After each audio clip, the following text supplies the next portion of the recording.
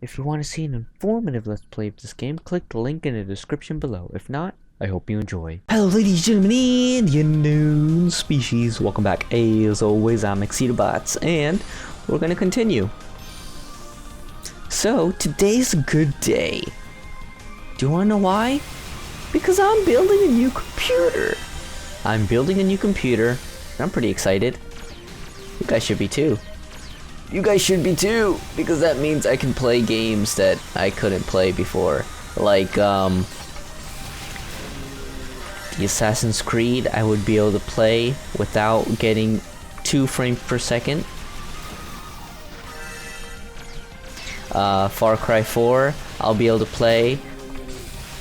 Currently, I can play it on everything being low, and everything on like low, and the resolution being on like less than 720, and I get about 20 frames per second. So, I'm not going to be getting 20 frames per second no more. I am not. I am going to be getting like 75 frames per second. And that's kind of a guesstimate, but I'm guaranteeing all the peeps that I will be able to play on high settings.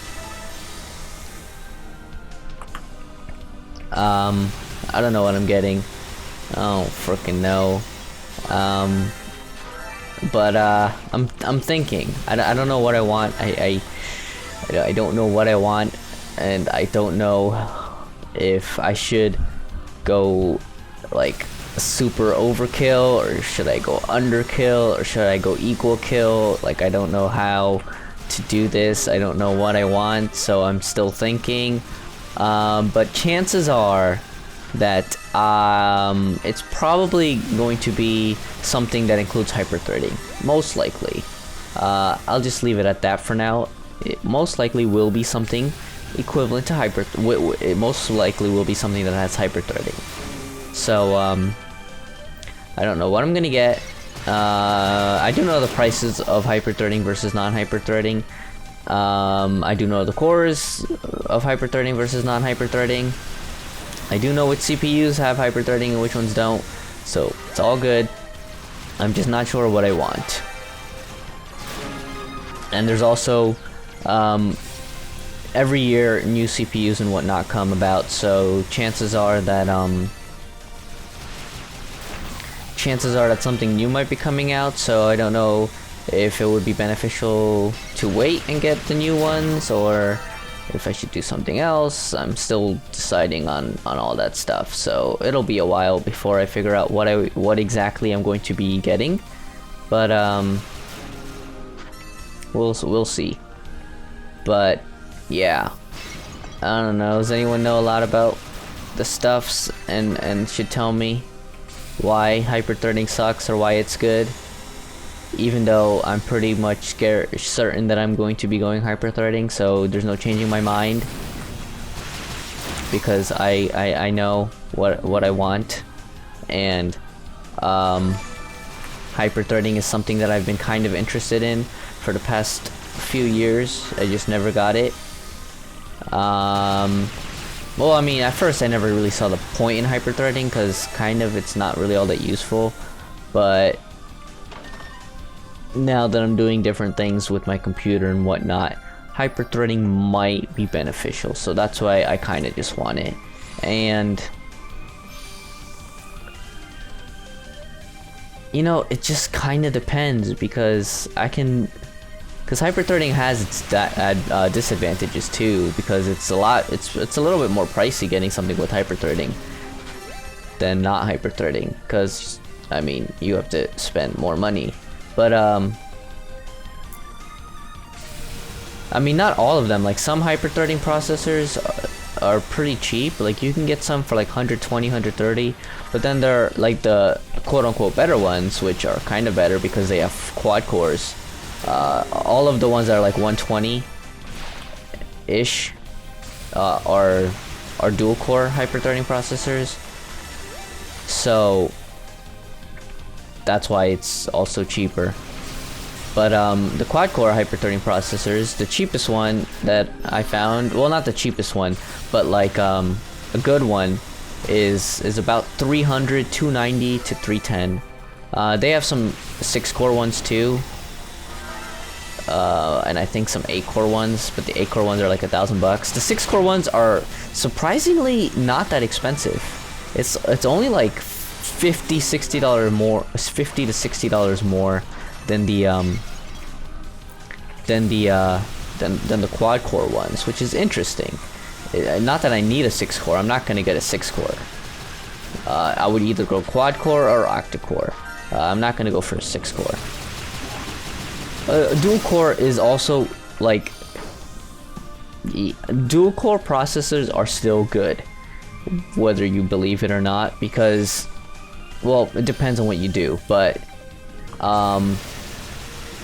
dual core processors are still actually pretty useful, since a lot of games, I don't know if you guys know this, but a lot of games only utilize 2 to 4 cores. They're only optimized for 2 to 4 cores, and that's how it's been since pretty much all of the PS3 and Xbox 360. It might change a little bit for the PS4 and Xbox One because they're octa-core processors, but even then, I don't even know. We'll have to just wait and see. I really don't think so. But then again, it might. I mean, it really just depends, really. But I can see, I can see PS4 games and Xbox 360, PS4 games and Xbox One games, being able to utilize all 8 cores like the games, because since now they have octa-core processors, it makes sense. So I can see that being a thing. Where am I going? I don't even know where I'm supposed to be going. I'm stuck. Great.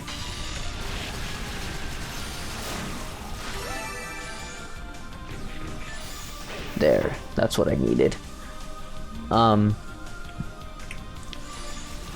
But yeah, it's possible that games will be able to utilize all 8 cores, since the architecture, since the Microsoft is partnered, and Sony, both of them have similar processors, not the exact same, but they're very similar.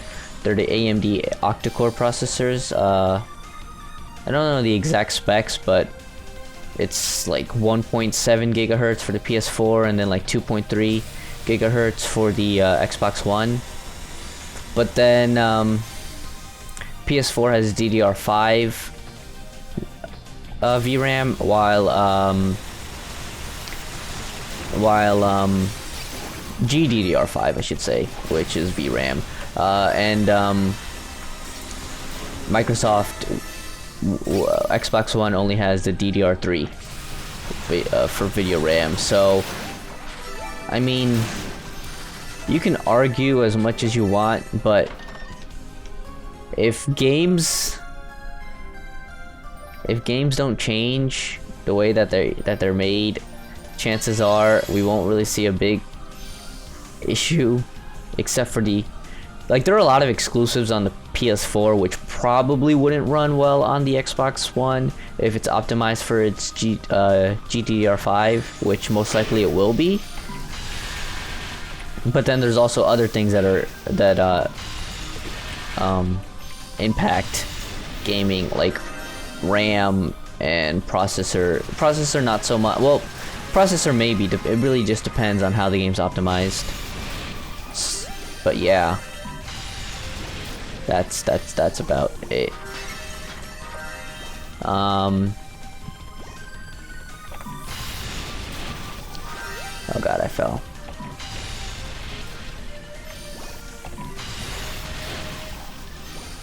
And not that I have an Xbox One or a PS4. I'm just talking about this because of my computer. I don't know what I'm gonna get. I don't know what I want. I'm probably not gonna overclock because if I upgrade to one of the better, quote-unquote better processors, I don't know if my, like I have a 750 power supply, but I would also have to get some better fans and whatnot, and I just don't like the idea of really overclocking. I might. It really just depends on the processor that I get, because some processors are just better than other processors for overclocking. Generally speaking, AMD processors are better at overclocking than Intel processors. That's just how it is. That's just how it's pretty much been for the past few years. So, I mean, that's a thing. So if I get an Intel processor, first of all, you have to get the K version in order to overclock. If you don't get the K version for Intel, you can't overclock it, which is kind of dumb. And they're also more expensive, which is really dumb, because like that should just be a given now, since overclocking is pretty common. I mean, it's super easy now. It's just to do basic overclocking, it's really easy, and a lot of people do it now. So it's just really dumb how you have to buy the K version in order to overclock it for Intel.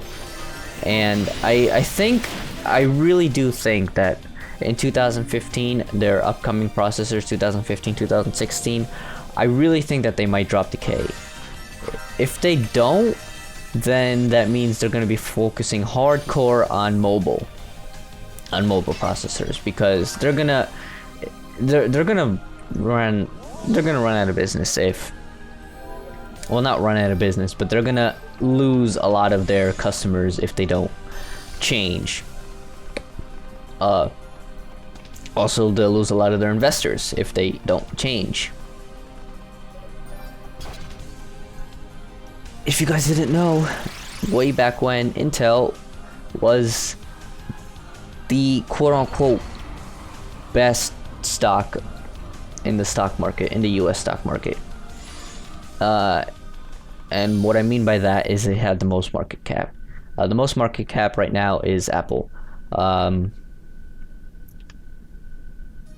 Who owned it before Apple? I think Google. I think Google was the one who owned it before Apple, and the one before Google, I think, was Intel, and the one before Intel, I believe, was Microsoft. There were a couple of other ones. Exxon at one point owned it. Exxon Mobil, it's a gas station, if you guys didn't know.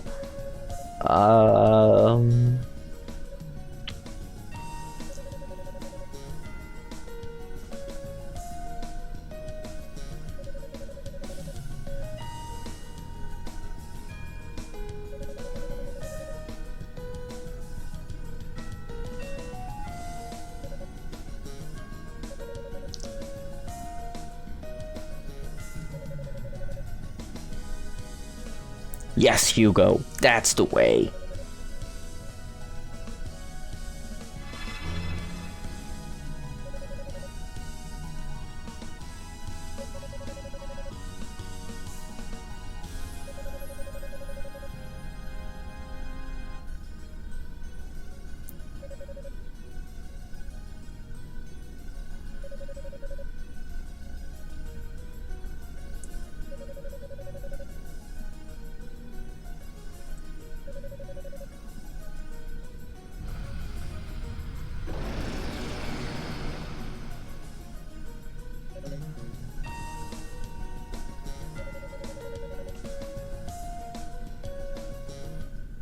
Alright, Demon Toll.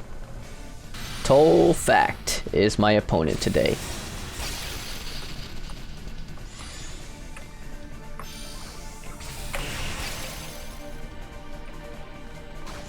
Oh, come on.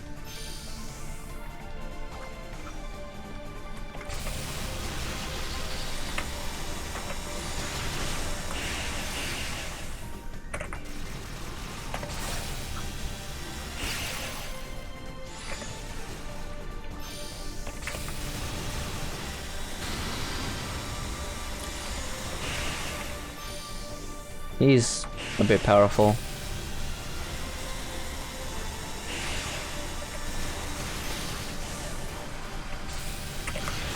little piece of orange soda.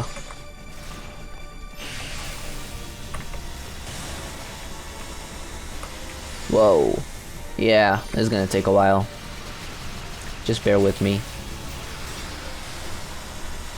I'm sure electricity would be far more useful against this boss.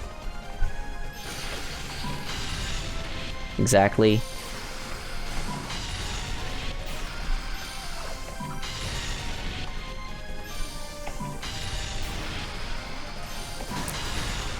Oh, come on.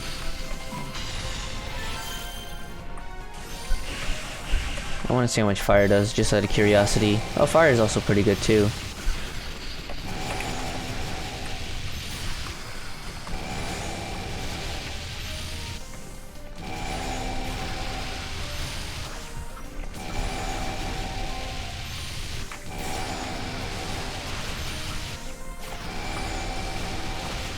Alright, I'm just kind of taking damage for no reason right now, and that's really dumb.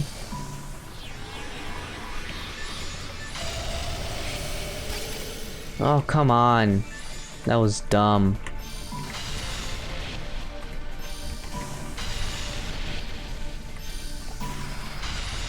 Oh, come on.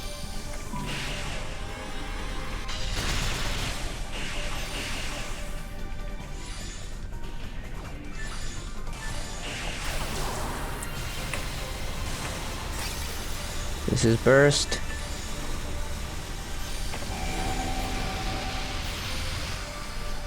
No, what?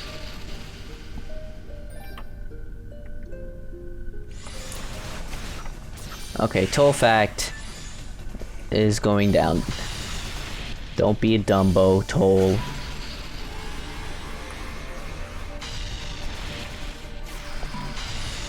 Oh, come on, Toll.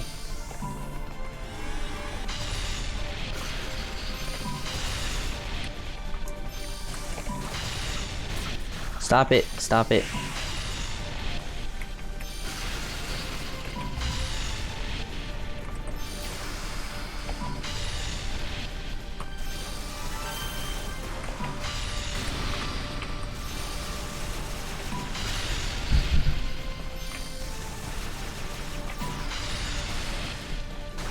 What the heck, man?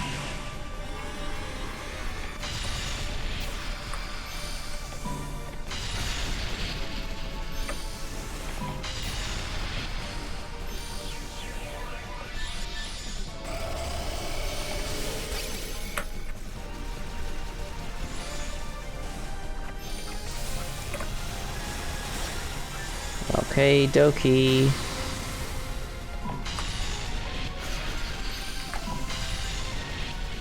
Okie dokie. Oh, come on, Toll.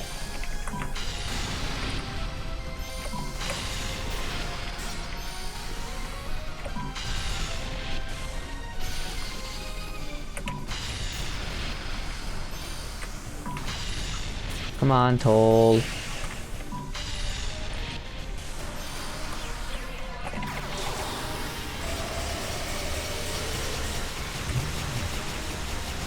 Come on, come on, come on. No!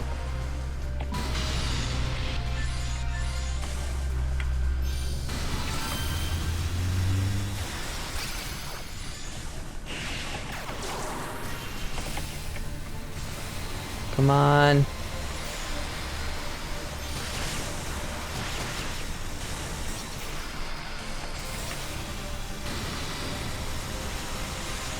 Yes! Finally!